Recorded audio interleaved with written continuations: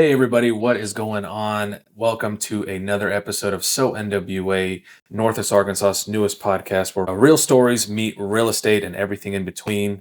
We're your hosts, Juan Carlos, and we got my brother here, Enrique, two local realtors here in the heart of Northwest Arkansas. Yeah, we started this podcast because Northwest Arkansas isn't just about where we work. It's a place where we call home, from the trails to the town squares. There's a story behind every corner, and we're here to tell them. Definitely. Each episode is where we bring these stories to the mic.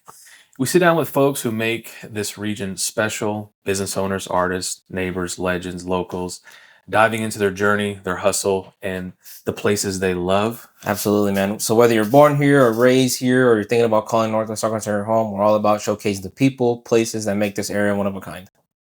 Definitely, guys. So think of this like one of our front porch conversation with a side of real talk. Kick back, tune in. Let's get to know the heart and soul of NWA one conversation at a time.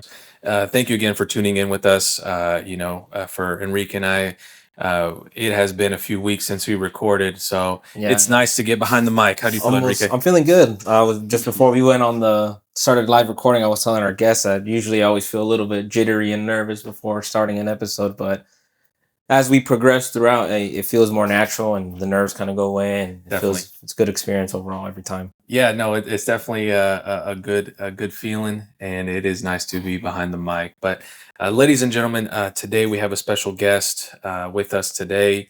I do want to give a shout out as well, but this guest of ours was a mutual friend from another friend that I know from the gym I go to here in Bentonville, Brick by Brick Fitness.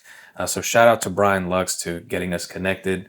The gentleman we have here today has a really extensive background in law enforcement. I think from what I understand, he's pretty much done everything in law enforcement, or done a lot of things, a lot of positions in law enforcement here. And I think he'll have a better way of explaining it and giving details. But not only that, he's also started a youth program with Benton County Police Department. So that's great, or Sheriff's Department, excuse me. Ladies and gentlemen, give a round of applause for Chris Sparks. Yes, welcome. Yeah, no, honored to be on here. Obviously, there's a ton of good things going on in Northwest Arkansas. So to be called and asked to be on the podcast, I was super excited. So, Chris, thank you so much for coming and just spending time with us. In each episode, it is really unique, right? Because we're meeting with different guests, different topics. So every time we get to get somebody who is obviously new with the background that maybe I'm not familiar with, and things like that, it is actually really, really exciting. And so again, thank you for that. Yeah, I say it all the time on every episode, I feel, but time is super valuable to everyone. We really do appreciate your time. No so problem. Thanks again for joining us. And it is true because I'm 44, and as I get older, it becomes more and more true. Time is valuable. You just never know with tomorrow, what's tomorrow's going to bring. Yeah, that's true. And I don't believe you when you say 44, man. You don't look a day over 25. Yeah, hey, that's awesome. Good. It's the tequila margarita. Yeah, exactly. I know. Keeping us young. Is that the secret? Is that the real fountain of youth? I couldn't tell you, but it could be. So in every episode, we always like to get to know our guest, get to know what's going on with them, just a background of what's been going on in the last few days. But Enrique, what's new with you, man? Man, just busy working, man. Busy prospecting, trying to help everyone we can with the real estate needs, bringing value to the people who need our services, and spending good time with our family. I know tomorrow, actually, it's my brother's birthday. Okay. His 18th birthday, so legally he'll be an adult, right? But mentally, maybe not yet. Yeah, nice. But I'm just teasing him. But so I'm just preparing some stuff for that. I gotta go mow the yard, and then I gotta go make a grocery list for everything we're gonna need for tomorrow. So he graduated this year? He did, yeah. He graduated with Rogers High School, but he attended Crossroads for the final year of his education with the Rogers Public Schools. Yeah, nice. Cool. Yeah. He loved Crossroads. I mean, he talked real good about it. He felt the experience there was better than any other school he ever attended. Yeah, that's great. Oh, okay. I mean, that's really important. I think, Crossroads alternative learning right school. So, I think they do a great job in meeting those needs individually for those students there. So that's great. Yeah, that's good. I agree. He actually graduated early. I think he finished school back in February. Oh, so okay. He's been out for months now, but he barely got to walk with the school. I think it was last week or 2 weeks ago. I don't remember when they graduated, but he did phenomenal this year at Crossroads. Cool. Shout out. What was his name? Diego. Shout out Diego's to his name. Diego. Yeah, that's awesome. Congratulations. Chris, what about you, man? How's this week been? Man, I am chasing boys around. You know, Kim and I, my wife Kim, we have 3 boys. One's 25 in the military, and I've got a 14-year-old and a 9-year-old, and they are just involved in sports. So Oh man, that's cool. we are divide and conquer every weekend. It seems like Yeah. this last weekend I was in Branson, and she was in Northwest Arkansas with my 9-year-old doing a tournament. So Got it. yeah, For the oldest who's in the military, what branch is he in? he's in the Army. He's in the Army. Yeah. Okay. Shout out to the Army. Shout out to Yep, Chris Sparks Jr. Actually, Oh. yeah, so hard to remember, but Chris.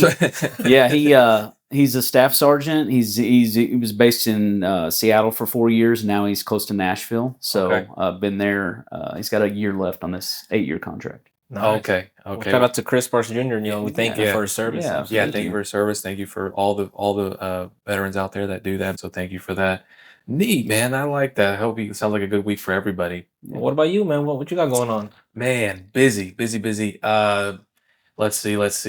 In the last episode with Christina, I gave a short announcement that my wife and I were expecting. So she is 6 months pregnant right now. So probably when this episode releases, we will probably have like a newborn at the house. that's right. Something like that. We're just honestly enjoying that time here at the house, just getting everything ready, planning a baby shower, and but it's also just been busy at work.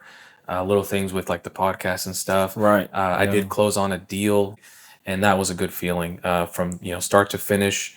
It's always a good day when the clients win and got their home that they wanted, and you were there or I was there, I guess you say, as a realtor to assist them. So it feels nice, and of course deals can fall through very last minute, and in this case it did not. So it was good. It was a good week so far. First child? First child, yes. Awesome. Yeah. That's great. Thank you. Yeah. And we're having a boy. That's great. Yeah. Oh, cool. Did I mention that to you? No, you did not tell me that. Oh, I No. didn't? Okay, No, you okay, sorry. didn't. No, I know. Okay, Congrats, dude. That's Thank you. awesome. Yeah, mini Juan. But There you go. No No, Juan Jr. Huh? no Juan Jr. Please. I will probably be the last one. Yeah. That's funny, right? Last one. Last one. Yeah, Bro, last I know one, about last it right now. Last one. That's fun. Yeah, it'll be the last one for a while, I think. Nice. My dad is Juan. I'm Juan. Oh. My okay. brother is John. Mm. So we're gonna kind of pivot and go Juan different. and John. Yeah. There you go. Yeah. But love my brother, love my dad. But I think, I'm the last one, I think, for a bit. So, but man, Chris, I really want to dive into your background, to your story. I think it's going to take as much time as we have here in this podcast. But so we'll start off right off the bat is if you're not originally from Northwest Arkansas, how did you discover or move to Northwest Arkansas? Yeah, so I was born and raised here. Native, my family was from, I guess, California is kind of where they spent most of the time, but they moved out here in the 70s. I think my grandfather has family over in Berryville. So they may have been Berryville and then California and then back here, but I was born in 80. So I'm 44 years old, born and raised. I went to Lowell Elementary and then transferred to Bentonville in the 5th grade, and the rest is history. Just kind of graduated from Bentonville in 98. Been here all my life. Wow. So you lived in the Bentonville area? Yeah. Yeah. Nice. Grew up in Bentonville, roaming the streets, and Nice. had that Bentonville Rogers rivalry. That's what it was back in the day. It still is. Was it more aggressive back then? When you Oh, seen it's it? huge. No. Yeah, no, this whole Bentonville West thing is dialed down. It was Bentonville Rogers every Friday night. So it was there you go. it was fun though. It was good. Yeah. Well, that's funny. You're one of the OGs. Yeah, back in the day. we had a lot of us, but it was fun growing up at that time. I mean, it was just small town. Yeah. It was just cool. Yeah. No, I grew up here back in 2000s or so, and it was different. So I can only imagine maybe 10, 15 years before that, right? Yeah, I can only imagine how much smaller it was, and pasture and a lot more land, and just you get more creative, right? Yeah. Back. Yeah. Well, I remember being like, God, I mean, I lived just outside of Cave Springs, and so I remember having like an 80cc dirt bike, and my grandparents lived in Lowell. Oh, that's tight. And I would ride dirt roads from my house. I was like 8 to 11 years old somewhere, and ride dirt roads from my house to theirs, and it was probably a 7-mile ride. Oh, But at that age, Oof. and now I live in Cave Springs on those same roads that I used to ride dirt bikes on. So it's kind of cool. That is being cool. in that area and kind Yeah. How do you feel with all the progression that we're seeing with all the growth here and there? I mean, listen, I work for Walmart, so like change is good. I get it. You gotta adapt to change. And this it's booming. It's awesome. I look at the positive things out of it. I mean, I loved it how it used to be, the small town feel. But then I love the things that are going on now with the way we're growing and like the opportunities that we have in Northwest Arkansas. I mean, we live in a bubble. I think it's great. So Yeah, very I true. agree. We're so unique here. A lot of people who come here now, the modern, Yeah. right, quote unquote NWA, people have that city Yeah. feel, yeah, but they also give homage to that small town feel, right? Yeah. I feel like we have that real good mixture. yeah, So seeing how it was before to even now still holding those traditions, I think it's really nice that anyone that we talk to at least really highlights it very well. Okay. Yeah. So growing up during the 80s and 90s here in Bentonville, how was that experience? Because I was born in 2000, right? So I have Yeah, I mean, how it that was just. I mean, it's just slower. I mean, we didn't have phones. We didn't. I mean, cell phones. Whenever Right. I was. I guess I graduated in '98. I think my first cell phone when I was like 16 was one of those block Zach Morris Oh, phones. yeah, yeah. So I had one of those, but at that time we had pagers. So you get a page and then you go to Easy Mart and make your phone call. That's Call funny. whoever. So, but I mean, it was just simple. I'm dirt roads and out in Mill Dam. Jumping into the creeks and having fun and baling hay. I mean, that's what we did growing up, just having fun. The highlight was running Walton Boulevard in Bentonville, hanging out at Taco Bell and Easy Mart. That was the two hangouts, So Good old Taco Bell. Shout out Taco Bell. Dude, shout out. I mean, seriously. If you have a chance, to listen to some other episodes, Enrique is the unofficial Taco Bell ambassador. Hey, I love some Taco Bell. Oh, it's good. yeah. I mean, I agree. and Taco Tico. I don't know. So that was. You ever tried Taco Tico? I have not. No. Okay. Well, it used to be right next door to Taco Bell in Bentonville. And so Taco Tico and Taco Bell were sitting right there. Man, it that's was that's a great. rivalry. Right there.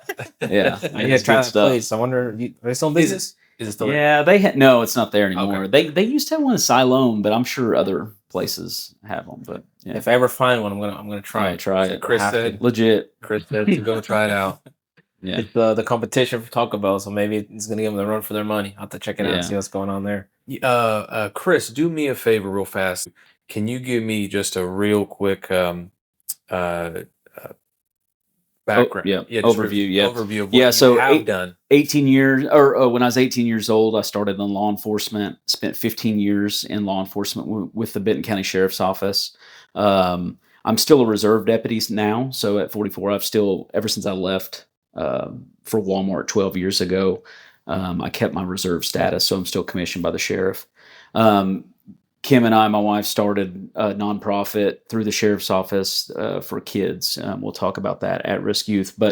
And then the last 12 years, I've been at Walmart. I work in global investigations at Walmart. So we handle any type of big risk investigation to Walmart. Had an opportunity to work in the international markets and U.S. So it's been a great opportunity. Got it. Yeah, see, way better than what I said earlier. So. And this really led to this question as well. Right at 18, what drew you into law enforcement so early? Yeah. So listen, I will say that, I was a little hellion running around Bentonville causing problems too, so I got into trouble.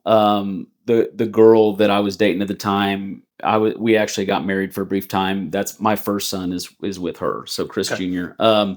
Her dad was the sheriff of Benton County at the time. Mm-hmm. So he was the sheriff. He had been sheriff for like 14 years. I got into trouble, had to do community service. Well, my mom was, I disappointed my mom at a young age because she didn't raise me like that, and, I was dating her. And so I did my community service through the Benton County Jail. Okay. You just can't fathom that kind of stuff now. Like for a 16, 17-year-old kid to go into a jail and do community service around inmates, that stuff would never happen right now. But back in 96, 97, I did my community service at the Benton County Jail. So I would show up, and I think I had 40 hours of community service to do. I would show up, they would search me, and then I would go back and work in the kitchen with the inmates Oh wow. at the downtown old Benton County Jail. Oh wow. My Well, gosh. after just kind of being around that for the next, and being around her, I got interested in that law enforcement profession and then applied at the jail Mhm. and started working at the jail at 18 years old, 2 months after I graduated. And it was the best decision I ever made in my life. So Wow. it's just changed my life, Yeah. and getting on track and being in law enforcement was the biggest pleasure I've ever had. So, Wow. That's Yeah. who would have thought, right? oh man. Yeah, no, it's crazy how God has a plan for you. And Yeah. then Mm. stuff just works out, and then you get on that track, and it changed my life. So, it's a great agency. Love Benton County, but Mhm. I try and do my best by them.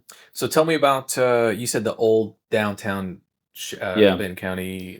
Yeah, so they're at the Benton County at the square. Oh, okay, okay, at the okay. Yes, courthouse. yes. So the old Benton County Jail used to be there. So like I we had a see. Sally Port. You drive in, and then I mean that's where we housed I don't think I knew that. though. inside there. Okay. Yeah, and it's been modified now. I can't even tell you what's back in there now, but it could be storage. I know juvenile probation is, or they used to be over there. The juvenile courts over there in Yeah, that area yeah. too. So Okay. where Okay. it used to be. Okay. Yeah, that's I don't know. I don't know if I could imagine myself working with inmates think of how I was back when I was Yeah. 16 and 17. I don't know if I can imagine myself working with inmates, right? I feel that'd be real intimidating for somebody at Oh, that man. age, right? I was a $1.45, soaking wet, getting thrown into a jail facility like that, and you walk in like you got a jail uniform on and stuff, so you automatically think you're tough because you got this sewn on badge on and stuff. But you're feeding all the inmates from misdemeanors to murderers, and it's Oh, like wow. it's intimidating. But I mean, Yeah. it is what it is. And I was working with a great group of deputies that taught me everything I know, and had a great group and learned a lot. And Yeah. thankful that for my experience here. Yeah. Well, like you said, I mean, if that experience never happened, right? Oh, man. You maybe who knows if you would have ever gone into the background of law Seriously, enforcement, right? yeah. So everything happens for a reason. Yeah, I yeah. believe, like you said, Yeah. God has a plan for all of Yeah. us, and I do believe that. So you were around 18 or so when you started your career. Yep. As a young deputy with Bentonville, what were some defining moments for you in your career so early on, barely starting out? Man, I mean, being 18 in the jail, I think communication was key for me back then. And I learned 3 years in the jail. I couldn't carry a gun until I was 21. So that's why I spent 3 years in the jail. The day I turned 21 is when I went to patrol. But I mean, I learned how to communicate when you're working in that jail. Mm. I mean, you have in the new facility that we have. I mean, it's probably got over 600 inmates in there right now, but you have to learn to communicate with people, and that's what I learned from in law enforcement is so key is communication, and remembering that people make mistakes and they're in there for a reason, and some are worse than others, but it's just remembering where you came from and communication and doing the job day to day. But Yeah. I mean, there was a lot of investigations, and even I had to grow up quick because my son, I was 19 when he was born. I was working midnight shift and evening shift a lot of times, but so I didn't realize at that time what a blessing a child is. I was too young to have a kid at 19, but he's a blessing. I'm glad he turned out great. But sheriff's office and being young, I mean, being involved in a lot of and seeing a lot of different stuff Wow. made me grow up quick. Yeah. I can only imagine at that age. I mean, I can remember, I'm thinking right after high school, right around that age, imagine being thrown into something like that, Oh, man. willingly, or Yeah. from community service, or if you're like, you know what, I think I'm gonna go to Yeah. do that. Wow, I can only imagine what kind of impact that made. Just to change like the mindset, change what the room is like. You go in and you're trying to feed these inmates, and just one wrong look. Yeah. I mean, right? There's just so much that Yeah. I'm just not familiar with that world. That's cool. Yeah, it's a different environment. Not everybody can do it, Yes, but and so that's why I give praise to our law enforcement, our military, that does that job, because it is important. Oh, I mean, absolutely. I mean, then on top of that, they put their lives at risk 100%. every Right. day. Yep. Every day they go out there. You Yep. never know what could happen. So, to all the law enforcement officers and anyone who's in that position, Anyone serving, yep. Yeah, give them praise, because Yeah, it's of it's a hard course. job to do. I Yeah. mean, physically, mentally, I mean, Yeah. all around, it's tough. Yes. No. So what other roles did you do while you were in the Benton County Sheriff's Office? Yeah, so I started out in the jail, went to patrol, and then I spent about a year and a half in patrol. I liked the patrol stuff, but you're driving the county, you work with accident. I was on day shift, so I was kind of on the boring shift. So you work accidents and serve papers. You'll get a occasional burglary or something like that. But you don't get. I mean, evening shift and midnights is where you kind of get into stuff. So I work days. So I don't know. I spent about a year and a half, almost 2 years on patrol. Whenever I was in patrol, I made friends with some of the detectives, and I saw the work that they did, Hmm.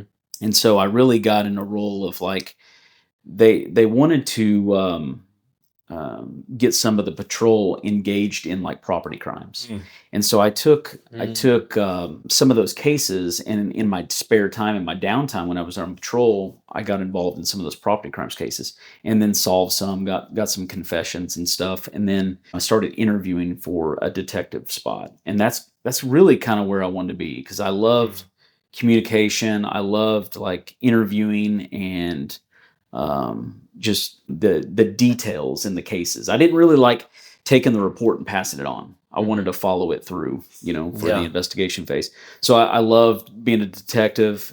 Did that for about, I don't know, 8 years or so.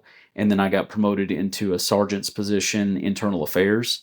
And then after that, about a year and a half, I got promoted into a jail captain position. So I led the jail Hmm. facility, and then I was promoted into a CID detective captain position. While I was a detective, I was also a polygraph examiner. I was on a U.S. Marshal Task Force, and I spent about 6 years on the SWAT team. Wow. So Extensive background for That's- sure. yeah, that's no, cool. did That's that, impressive. and Very then impressive. yeah. So it was a good time. Had great memories. And went to the FBI National Academy in 2013. Leadership Academy, and then made the switch to Walmart. And then it's been a blessing ever since, So best of both worlds. I've been in Walmart, but then also stayed commissioned with law enforcement. Yeah. Yeah. Man, that is so much Yeah. what you said that I'm kind of wondering. Yeah. Well, one thing that piqued my interest is you mentioned you got a couple of confessions, right? Mhm. And I'm sure you probably got many throughout the Mhm. amount of time in your career. How does that work? Like, is there a certain way to talk to a person? I'm just curious, right? Like, It's like, I mean, you have to build rapport first. I mean, imagine you go out and commit a crime.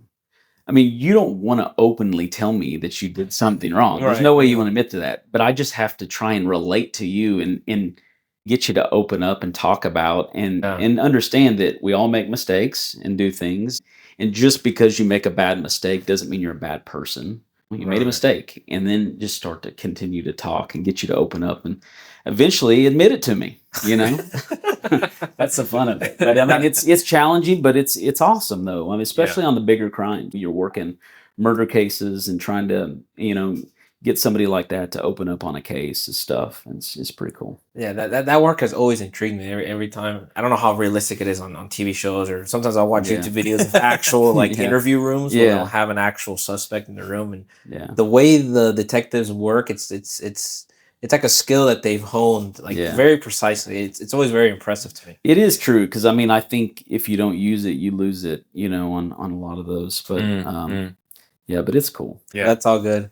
Has this is probably a silly question, but has the interrogations been a useful tool for you as a parent? It is true, and I'll tell you this. It's funny. My wife and I, when we talk to our kids, a lot of times she'll want to believe them on stuff, but I mean you can easily see that some of them are just lying at times, and it's like my gosh. And so I want to do the interrogation and get them out of it, but or it's funny, like when she words something a certain way, and I'll be like, man, we shouldn't have said it like that, but so I just imagine he like has a dedicated spot somewhere in the house with this like one chair, and he's like, no, come this way. no, I've been, it's been a blessing. I got 3 boys and they're all great. So knock on wood, I'm like, Right. Well, they know now. He's like, Dad. Yeah. Dad knows all the tricks. No, yeah. Yeah. No. Yeah, can't get nothing past that. So Yeah, you yeah. gotta be careful. Dad there. knows them all, and he knows people too. Oh, that would scare me at least. If That's too dad knows funny. people. Oh, Yeah. Earlier before we began recording, one of the questions that Enrique asked, which I think it was a really great question, what are some common misconceptions people have about law enforcement Yeah. and their work and Mhm. duties and things like that? Yeah. What's funny is I bet you people always think that law enforcement are the bad guys, and so there's some situations, and we can get into it later, but of why we started the Police Athletic League is like, you know, one thing I hated about that was seeing that law enforcement is seen in bad light, because they're some of the most comical and quirky people that you can come across, and it's so fun day to day, because whenever I'm around them in law enforcement, it's just they are your brothers and sisters worldwide, and once you're in that brotherhood of law enforcement, you can reach out to whatever agency you need to, and you'll get help from that, and it's just an Right. awesome thing to be a part of. And so I think that people always thinking that law enforcement, they're just there to write tickets or whatever. I hated writing tickets. I couldn't stand it. I did on the patrol stuff. I mean, I would go out and work seatbelt grant and stuff, and to get extra money on the weekends and stuff, but so I'd always write child restraint tickets if kids aren't buckled up and stuff. But I was I'm a person, a normal person that sped and stuff. So I didn't want to be a hypocrite and go out here. But at the same time, I try to teach people whenever I was making traffic stops and have an impact on them, so they won't do it again. If they're being stupid and going 15 over, it's like talk to them and kind of relate to them and be that person. But I think law enforcement has to be engaged in the community. I think that's a huge part of the badge. And that's why I do this day in, day out for the kids and stuff. Because this, I don't know how to phrase this question. Let me sit here and think for a moment. Let me see here. Videos, right? People will upload videos on social media. Yeah. And oftentimes it'll show maybe at least first impression, or however it is being perceived. The officer maybe out of line, or police, throwing their authority around. And people say, oh, in defense to the police, oh, not all police officers are bad. I mean, I'm sure that's true. No, I mean, and listen, it's just, and I think about this all the time, because when you see things in the media of like in, small city or big city, say you've got a shooting that was the officer was in the wrong, and you look at that. I mean, there's going to be incidents that happen around the world every day that you have someone in the wrong or made a wrong decision. But my gosh, I mean, you can't paint that picture on every law enforcement officer, and that's what kills me is when you take a black eye, an agency takes a black eye, everyone takes the black eye a lot of times, and that kind of sucks. But P Ridge, I mean, it's a great agency, and I know the chief very well. He used to be on our PAL board, so I know Lynn very well, and those guys, they're just day in and day out trying to do good and serve the community. Yeah. Yeah, I agree. I mean, I think that applies with anything in life. There's always going to be those bad apples. Yep. It doesn't matter. Every profession. Every profession. Yeah, it doesn't matter where you live in the world. It's like that everywhere. And it sucks. I mean, because law enforcement's so tied to the media, and obviously, I mean, and it is. I mean, it gets stories when the media, does a story. So I mean, it gets clicks. It does. Views on it. But for the most part, I think we're all trying to do good throughout the communities. Earlier, you mentioned that you went to the FBI National Academy. Yes. Yep. How did that shape your leadership? Tell me that experience from, Yeah. So, man, I'll tell you, that was probably the highlight, the pinnacle of my law enforcement career, to be honest with you. So they select from the state of Arkansas, I think 8 get selected a year to attend from the whole state. So your sheriff or chief will nominate to the FBI office in Little Rock, and I was nominated and selected, and went to that academy, and it was a 10-week academy in DC.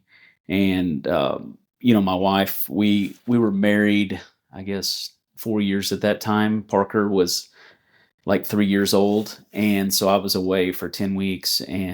But my roommate was from Gibraltar, the Rock of Gibraltar, and he and I are still good friends to this day. I've had an opportunity to visit him one time, flew into the Rock, and now he's the police commissioner for the Rock of Gibraltar. So he's like number one in charge of there you go. and it's just, like, but the connections you make around the US of all of the agencies, that academy teaches you about being a leader instead of a manager, and like being there for your people, and being the right kind of leader. And I think it shaped me to have a better understanding of just kind of like what it's like to be a true leader, a servant leader. I try to be humble and serve and give back to the community and in the best way I can. But that was probably the pinnacle of my law enforcement career. It was a great opportunity. I love it. Yeah, out of you said 8, they select 8 people out of the whole state, right? 8 for every year. Yeah. That's a small number. Yeah. So congratulations. Yeah, there was a guy from Fort Smith, Mark Hallam, Fort Smith PD. Whenever I went for the session, and we went together, and then was in DC for 10 weeks. It was awesome. Neat. You also mentioned a little bit in the U.S. Marshal Task Force. Yeah. So 2000, maybe 4 or 5. Richard O'Connell, he was the U.S. Marshal at the time. He established a task force here in Northwest Arkansas, and it was really designed to, violent offenders, sex offenders that were on the run, or any high risk, any kind of warrants that people were evading. We would kind of get involved in. There was a robbery case that we had years ago. It was out in Avoca. A guy named Larry Rafe Snyder that he actually acted like he was going to buy a camper from these elderly people who have now since passed, but he took them into a building in Avoca, tied them up and held them hostage, and then tried to get money out of them. We responded, and he was on the run, and he actually did it again about a year later. And got, I think it was like maybe 70, 80,000 from this elderly couple. He had went into their house in the middle of the night, got a key, went into their house, and while they were sleeping, and taped them up and and held them hostage and got money. He was wanted from, God, if I remember correctly, I mean, it was 15 to 20 agencies around the U.S. He was on America's Most Wanted. But I worked that case for probably, I would say probably 4 years, probably.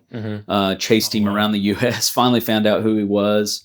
And while I was on that task force, he tried to do it again in Bartlesville, Oklahoma, got arrested. We found out, went over there, interviewed him, got the confession. He's been in prison ever since. So but yeah, big cases. But, we were involved in, that task force was awesome. And they still have the Marshal Task Force, but it just, gives you an opportunity to be sworn in under the federal. Obviously you're not a full-time officer, but you're a task force officer, and you can, they do warrant roundups, and if you go into another state and it's pretty cool going into another state, making an arrest and bringing them back to Arkansas or whatever. So it's kind of cool. But that was an awesome opportunity to be sworn in and do that too. What's going through your mind whenever you're on task force and you're going to an assignment? Let's say you're maybe going to maybe a standoff, for example. I don't know if maybe you have an experience with that, but what's going through? I was on SWAT team for 6 years. I think it's kind of crazy because you're with I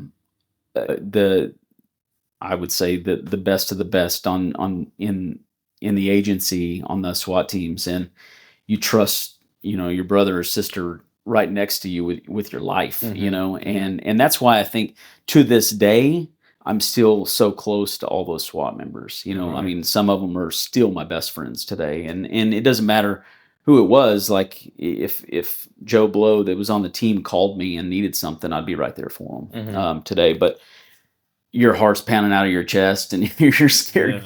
But I mean, at the same time, you do all that training day in and day out and train for that. But I mean, I had the mentality of like, listen, I've signed up for this, and you're going into a bad situation.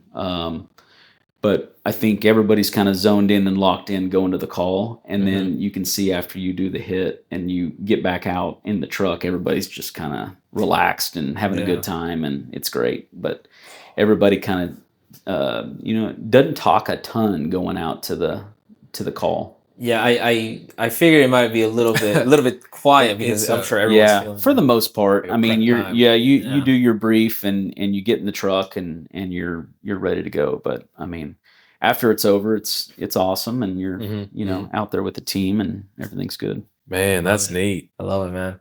So you've brought up your nonprofit organization, Police Athletic League. Yep. Okay, all right, Police Athletic League. It's you and your wife that started. Is that correct? Yeah. So take you back 2008. I was on SWAT. I remember we were doing a nighttime search warrant SWAT out in the Cave Springs kind of Highfill area. And for nighttime search warrants, a lot of those happen if there's a risk of firearms involved, or they have a history. The judge will sign off on a nighttime warrant just because you want to enter the house when they're sleeping is what you want to do, so you can catch them on surprise if there's any kind of high risk involved. So there was on a particular warrant that we hit, and when we went into this house, I remember going into the living room and turning left, and I went down a hallway, and as I entered this bedroom, I remember there was two kids, and one, man, I get chills just thinking about it, but there was kids that were laying in the bed and like freaked out whenever I came in. And as you can imagine, full SWAT gear, rifle, helmet, goggles, everything. And these kids are screaming at the top of their lungs. And, I scooped a girl up, took her outside, and, we arrested the parents without incident. But it's those situations that were just day in and day out where those kids saw us as the bad guys. And I was just like, man, this is crazy. Like, why in the heck we're doing our job and trying to get drugs off the street and all this kind of stuff. Right. And these kids are being put into these situations at home, which it sucks because that's your parents, Yeah. But I'm not going in here trying to make it worse. I'm trying to get this crap off the streets. And then we're making enemies on the kids, and that sucks. So we started researching, and we went to a local conference, and it was a gang conference, and they talked about crime, or sports being the number one crime deterrent for kids. And so my wife was a college swimmer. She swam for Alabama. Don't hold that against her, but she's from Northwest Arkansas, but got recruited and went to Bama. But and that's been brutal in itself, and just being a Hogs versus Bama fan. But we started researching programs involving sports and kids and stuff, and we found a national organization called the Police Athletic League that we started here in Northwest Arkansas, and we started that in 2009. And the idea was really to do sports activities with kids and law enforcement and kind of build that relationship, because if we could get on the ground level, so PAL started in like the 40s in New York because of a police officer playing in the streets with kids, playing basketball and stuff like that. Wow. And so we wanted to bring that to Northwest Arkansas, and we started this program, and we do junior police academies, we do Shop with a Cop, we do that's amazing. We do all kinds of, mentoring activities and stuff for the kids. We're gearing up for our week-long Junior Police Academy in June that's coming up. But we bring in 40 kids that really don't know a ton about law enforcement, and we teach them everything about law enforcement. So every division from the sheriff's office comes in and shows them how the detectives work. SWAT comes in and does a demonstration. Our canines come in. Our undercover narcotics guys come in and teach them about drugs, and we do gun safety. We do all kinds of stuff with these kids. But then I get to peg some of them with the dodgeball also, so that's fun also. I'm really competitive, but I have so much fun with these kids. It's awesome. But we partner with the U of A and do basketball team and football team, and they try to just have Yeah. positive role models in their life. Yeah, I love it. Yeah, I love the impact to the community and to the younger generation, because they're the ones who are going to be leading Yeah. us one day, right? Mm-hmm. And so that impact is what we always want to highlight when we're having these conversations Yeah. here, Correct. sitting Correct. down. And so Yeah. the big impact you're having with Yeah. so many things you guys are doing all throughout the area is really a blessing, I think, Yeah. to those children. Well, that's where it's been a massive thing, and like why I continuously do this year after year is because like from day one, we always have those kids that are like, I don't want to be here. I don't like law enforcement. And then by day 5, they want to be undercover narcotics officers, and like I've had some that leave our academy, they go graduate high school, and then they become police officers, Oh, wow. and I've got one that works at Walmart security right now that reached out to me and is like, hey, do you remember me? I went through your junior police academy like 8 years ago, and now I'm his mentor at Walmart, and he Look at just that. had his first child. It's like we stay in touch with these kids, and just kind of building that Yeah, relationship. it's like with a them. full circle moment. Man, it That is. is that's It's really cool. I can only imagine the impact. I mean, I remember I was one of those kids back in Elmwood who did Yeah. the junior police academy Nice. with Officer Foster. I'll never Nice. forget. And he's actually still there now. He's I think he retired with the PD. Gotcha. And then the school district hired him as like a security. That's great. Yeah. for the district, right? Yeah. But yeah, I'll never forget just the impact that had on me. It's And cool. I was proud to get my shirt, bring it home. Yeah. My mom. I mean, seriously, I yeah. know. Yeah, green shirt, badge on it, and everything. I was definitely one of those kids. It's cool. I was actually texting the deputies yesterday, and because we're planning for this year's event, and we're buying water bottles and T-shirts and stuff. And I was like, I love how we still don't charge anything for these families. Mhm. Nothing for the week, food, everything's like that's included. But it's awesome because like you give back to these kids and you make an impact, and then seeing them wear the T-shirt and their water Mhm. bottle, how much they like that kind of stuff. It's cool. So It is. Yeah. So you started the police athletic league. What kind of impact have you seen it have so far with the community? I mean, you talked about now you get to see this gentleman at Walmart or Yeah. so, but what are some other impacts that you've seen that the league has done? Yeah, every year our Shop with a Cop event, Oh man, it melts your heart, man. We try to I think we're getting, I think last year was somewhere around 60 to 100 kids, and we do $150 each kid. And these kids come in, and they come in with a list of we always tell them to like try and pick out clothes and stuff that they need also, so that they have some needs and they have some wants. hmm And man, we had one last year or the year before that bought a Christmas tree with their $150 because they didn't have a tree at home. No way. And I was like, no, we're not doing that. Oh, We'll buy you no. the tree. So I went and bought a 6-foot tree and took them and delivered it to their house and stuff. But it's those stories like that. Yeah. You just don't realize. People have no idea, like even in Northwest Arkansas, with Mhm. how good it is in this area, that we have a lot of families that need help, and Mhm. we're just, I mean, it's hard to help everyone, but we're trying to do our part with helping families in need, and just making that impact on the Shop of the Cop stuff. Absolutely melts my heart every year. Oh, wow. Just seeing those kids go and buy stuff for their siblings. Yes. Like they want to get, it's like I have 150, but I want to map out. So we always go over budget because I can't stand when kids don't get what they really want. And man, it's hard. How can the like for like ourselves, like Enrique and I, or even community, right? How can they get involved to maybe help you guys with this if they wanted to, Yeah. or in anything in the police athletic league? Listen, I think a lot of it, we try and have law enforcement be the ones to mentor, because that's what the program's designed about. Correct. It's like you want to build the trust between law enforcement and kids. So that's kind of where it is. We look to our suppliers a lot. The sheriff's office will, they'll receive donations and stuff for drinks and meals and stuff like that. Because imagine like the academy, we're feeding 40 kids. So that's where it's awesome. Our local business owners, like these guys, they help us out so much. Like Peddler's Pub, I see you got it right here. I mean, like Yeah. they every year they supply pizzas on a day for 20 pizzas, but they don't.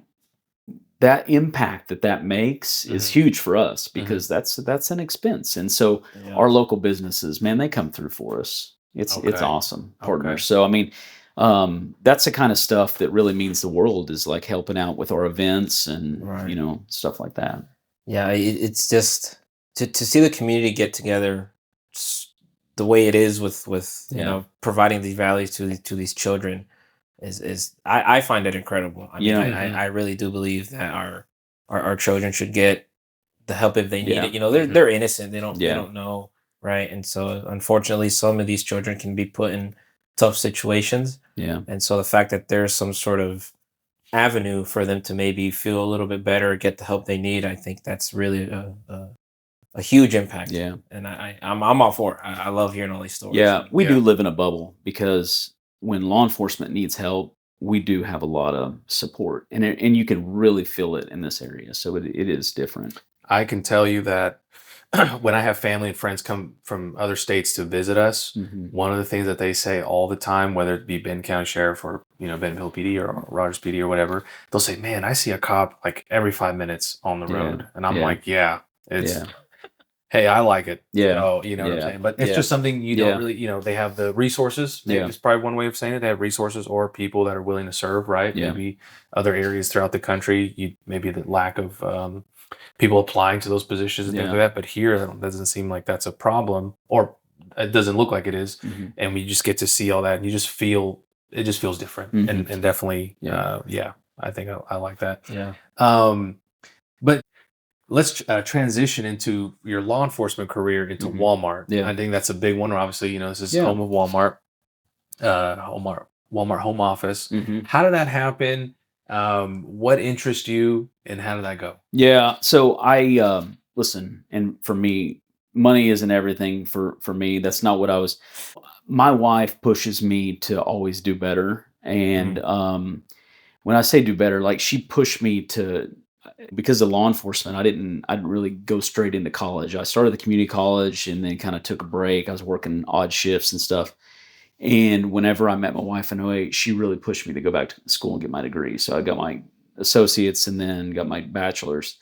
And I really wanted to do, I love law enforcement, but I really kind of wanted to do more for my family and stuff. And that's what sucks, is that when you're in law enforcement, I hate it for these deputies day in and day out when they're working a shift and then off duty on the weekends, they're working all this overtime stuff to financially to get, and it takes away from work-life balance with your family.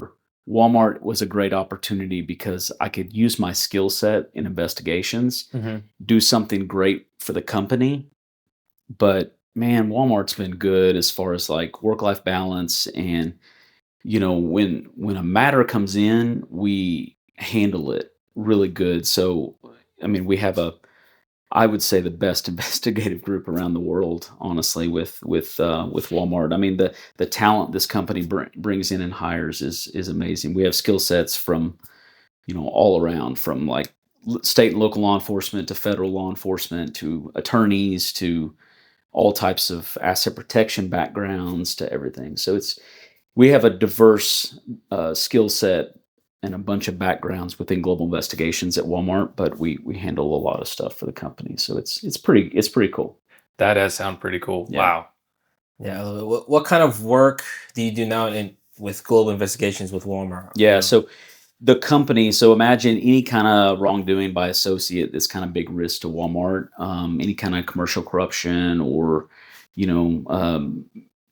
it's crazy, but in this day and age, within Walmart stores, you might have, if you have shooting incidents or anything like that.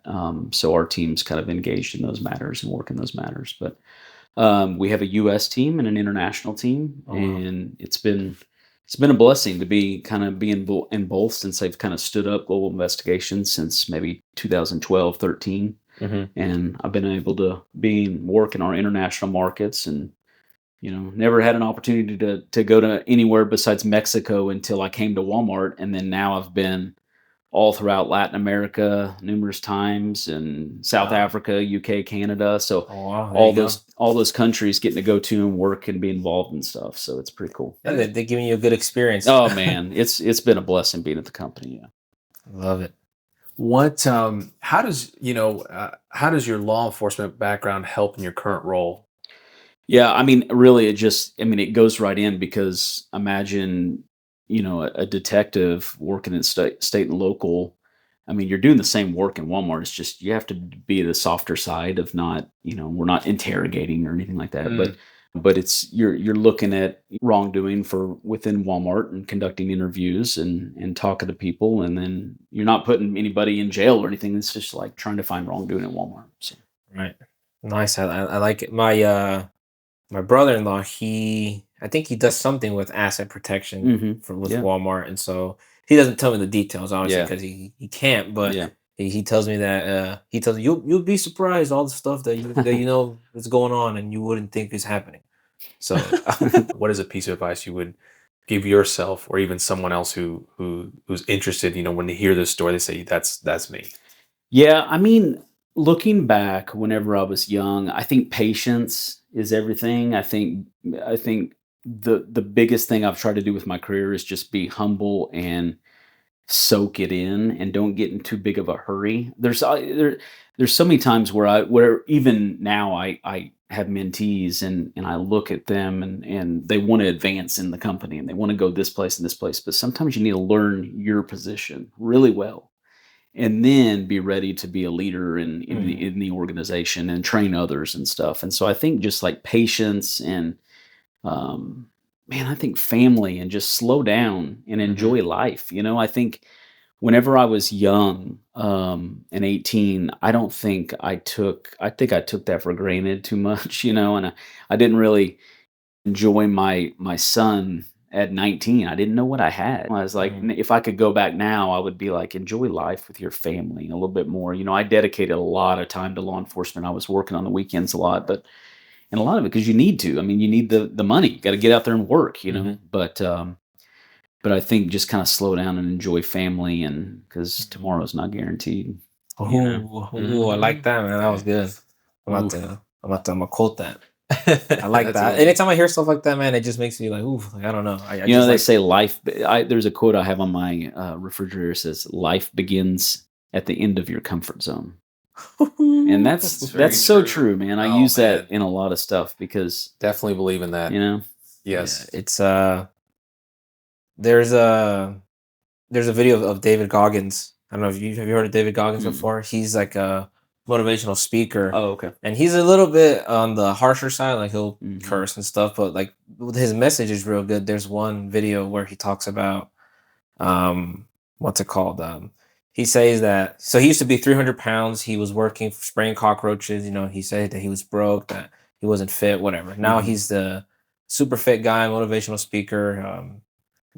Makes a very good income, right? I Yeah. think millions of dollars is what he said. And he said, imagine this scenario. Imagine if you pass away, you're dead, and you're in heaven, and you're in line, and it's judgment day, right? You go up, and then it's your turn, and then God is talking to you, and He says, "Hey, read this right here," and it's all your achievements, right? So for you, for example, it'd be SWAT team, Yeah. the academy, Yeah. being a detective. But let's say maybe you went on a different path. You're like, no, man, that's not me. I don't know who you're talking about. And he's like, oh, well, this is who you were supposed to be. Mm. And every time I hear that, oh, it hits Yeah. so hard because it's Yeah. like, oh man, he's got this plan for you. Yeah. And so anything motivational, when I hear it, man, it just gets me Yeah. fired up. Yeah. Yeah. It's true. Yeah, I love hearing stuff like that. I can relate to what you were saying about what did you say on your fridge? It was life begins when you get out of your comfort zone. Life begins at the end of your comfort zone. I want to say that's so true. Back in January, I joined, Brick by Brick Fitness Yeah. out in Bentonville, where we met Brian. And in the beginning, I did it to obviously get more fit, more health conscious as I'm getting older. I think that's important. Hmm. Something I've said for a long time that I wanted to do, and I never really did. But in the beginning, I didn't really want to go. I'd go one or time, maybe 2 or 3 times a week. Well, now after a few months and just the changes that I've made, I've definitely craved to go now. That's And I awesome. feel Yeah. like in this case, I never really done anything athletic to that degree, Hmm. even if it's just working out for 30 minutes, I've Yeah. never really even did that. But now in that sense, it's something that really excites me to go or Yeah. to talk to the people who are there. And I want to say that. And then even something like the podcast, Mm, something that we have started back in January as well. And to just think about the last 6 months of my life, let alone with everything that's been going on as well with, having a kid here soon. Yeah. It has been really exciting. 2025 has been one of the biggest changes of my life, like period. Yeah, that's So awesome, man. I really like that quote. I don't think I've heard that to that Mhm. degree, that saying, but I think it definitely makes Yeah. sense. So So does Brian really work out there, or does he just bring you guys water? Or you know what? I will say I've seen him a few times. To be fair, I go at 11. I usually go on my lunch. He could be going a different time, but he's a great guy. he's a good guy. He's Yeah. funny. What's next for you, Chris? Professionally, personally, in the community work? What do you think is next? Man, I'm blessed right now at Walmart, doing a great job. Well, I think I'm doing a good job, but I love working for Walmart. My heart is with the sheriff's office and PAL, and I think right now my biggest focus has to be my family, though. It's Kim and I. We've been married almost 16 years, and we have these two boys in the house right now, the 14 and the 9, and Mhm. they keep us pretty busy. So focusing on them and Kim, but we try to give back and be involved in the community because we want our boys to grow up in an area where they understand that they have to give back and provide for the community. Also, they can't just sit in the house and do nothing. And especially if you don't want anything, if you want changes, you got to be involved in those change. Correct. Definitely. Definitely. So Yeah, I love it. So we give a little disclaimer with this next one. If your listeners, if you're listening to this episode and you're tuning in, don't feel offended or sad if for whatever reason your name isn't called. I'm sure you have a very special place in our guest's heart. But do you have anyone you want to give a shout out to? Maybe someone on your team, a past friend, family, or staff members that were a big help with your journey to where you are Man, now? I'll tell you, there was a former sheriff. He's passed now, but Keith Ferguson. He was a big impact in my life. You know, he kind of shaped a lot of things that I did in my law enforcement career also. But there's been so many people, man, that I've been Mhm. involved in, and I mean, some of the most basic people are just my best friends, like but day in and day out, they listen to the problems that we face. Mhm. But my wife, I mean, she's the rock. I mean, she's the one that's Yeah. done everything and supported me through from the FBI Academy and me being Mhm. away to Mhm. listen to all the organizations I'm a part of and time away from home. She's the one that's put up with the most. So she's been great. So love her to death. Love it. Shout out. What was your name again? Kimberly Shout out to Sparks. Kim. Yeah, Yeah. shout out Kimberly. Yeah. There you go. There it is. Yeah, she's awesome. Love it. So yeah, we've talked about your background, what you've done. Something we also like to do on this podcast is we really like to talk about our area, right? Northwest Arkansas. Yeah. You were born and raised here in the Bentonville area. Let's say you have family or friends or anyone that hasn't been here before and they're coming Yeah. here for the first time. What do you tell them about NWA? What can they expect? That they don't want to come here. Yeah. No, I'm kidding. No, I think it's great. Kim and I always talk about like, where do we want to be, when we Right. retire. It's hard. Everybody's here, and Yeah. this place is so good. But I mean, we have so much to do here. But from the mountain biking trails to the Beaver Lake that's 20 minutes away to Mhm. Yeah. the Buffalo River to Branson for golfing and all. I mean, everything that we have in this area is just spectacular. Yeah, Yeah. I agree. I think the diverse set of options available for Jeez. anyone who maybe doesn't like one thing is Yeah. more keen to the other, it's there. Yeah. They have that option open to them. I know, and with Walmart and everything that we're growing, it's like, I mean, look at the campus that they have built Oh, in yeah. Bentonville. Yep. It is incredible, Yeah, and the art and everything they're doing downtown. I know you're never going to make everybody happy, with like Right. how we build and stuff, but Yeah. man, there's great things happening in this area, and it's awesome. As I circle back and every now and then I'll ask myself just for fun, I'll be like, man, what's something that Arkansas is not good at, or this Northwest Arkansas area, what is Mhm. something that we can improve on or whatever that can make it better, right? And I've come down to two things: allergies. Oh, Yeah. The yes. pollen, Yeah. the Oh, pollen, yeah. the allergies, all the trees, and I'm like, but that also what makes this area beautiful, right? Yeah. We love. True. I love seeing the trees whenever I just drive into, if we're going to the Buffalo, if we're going Yeah. to Beaver Lake or something, you just see this beautiful, just a million trees. So I'm like, man, I don't know. But I know allergies kind of suck for some people, right? If the pollen can go away, I'll be happy. Yeah, yeah. I'll be good. And the other one was our weather. Now I'm not talking about seasons or anything. I'm talking like, because I love the force, I love our seasons, but it's like, man, it never, it seems like we can never have a calm, non-windy day. Yeah, I know. It seems it's always like it's beautiful day outside and it's just so windy you can't Yeah. even go outside to like play pickleball Yeah. or ride your bike or something. It's very rare. Yeah, And then as soon as you know it, it's like super hot now. Yeah. So you've kind of like, I don't want to be outside, Yeah. right? So I'm like, man, there's two things that we could do here in this, or if they had isn't it crazy though how like January, Oh. you'll get an ice storm, and then the next week you're golfing, or It's eating true. ice cream It's on the Big true. Wheel Square. Yeah, It's yeah. just So true. nuts how yeah, our weather you is know, is it's, definitely we definitely get a crazy. variety from Yeah, our weather. I know. But so Chris, tell us one of your hidden gems that it's in this area. That Man, I love the lake. I think the lake in this area is just awesome. do you have a boat? No, but Oh. listen, I'm telling you, I'm having discussion. It's funny you bring that up. I hope Kim listens to this podcast because it's funny because my 14-year-old and I have we're Debating it within the next year. I'm really want to have a boat. Oh. I I wanna support be- that decision. Yeah, I think it is a great decision. It's I want to be out there so bad. I love it. I love wakeboarding and just being on the lake. It's Ooh. it's awesome.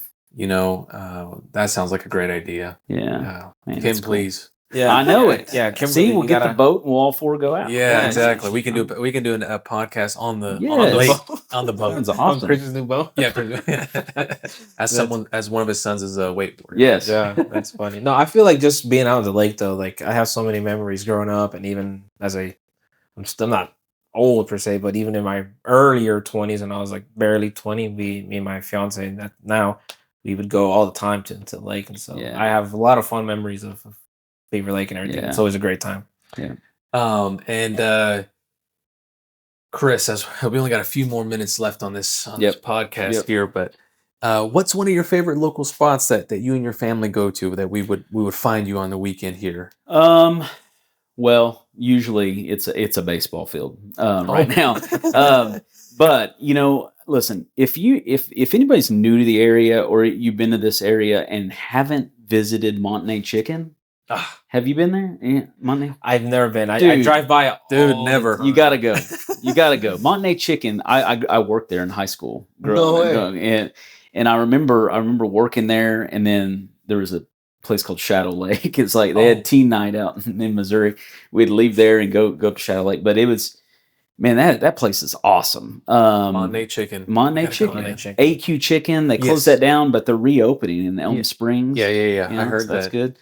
Your little spots on the square. I graduated with a guy who has First Seat in downtown Bentonville, Oh, does he? little pub area.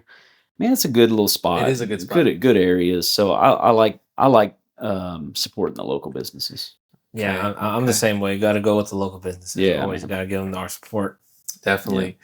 So I mean, if you have not heard or if not know, we do a little tradition here in the podcast where our previous podcast guest leaves a question for our next guest, Mm-hmm. right? So the question that was left to you by Christina, the principal at Grace Hill Elementary, is what are you most impressed with in our NWA community?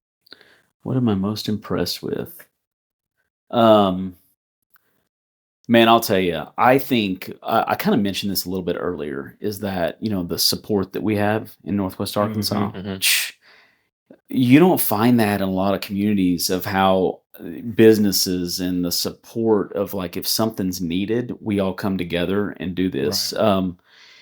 I was at a national conference last week for POW in Memphis, and you see these bigger agencies that they have the crime in these bigger cities. Yeah. And it's kind of cool, but they have like midnight basketball games just to get kids off the streets to come to the gyms and play, at midnight. And that's pretty cool. And so when you think long term and look like where we want to be and what we want to do, we got to think about like what we're going to do when we grow to be massive and we have more of a crime. I mean, we have a crime problem, but more of a crime problem and Right. getting into those areas. But we have a community here that really comes together and supports. I mean, look at the tornado a year ago. Yeah. You know, you had the tornado and how everyone comes together and does this to help our community. So very supportive.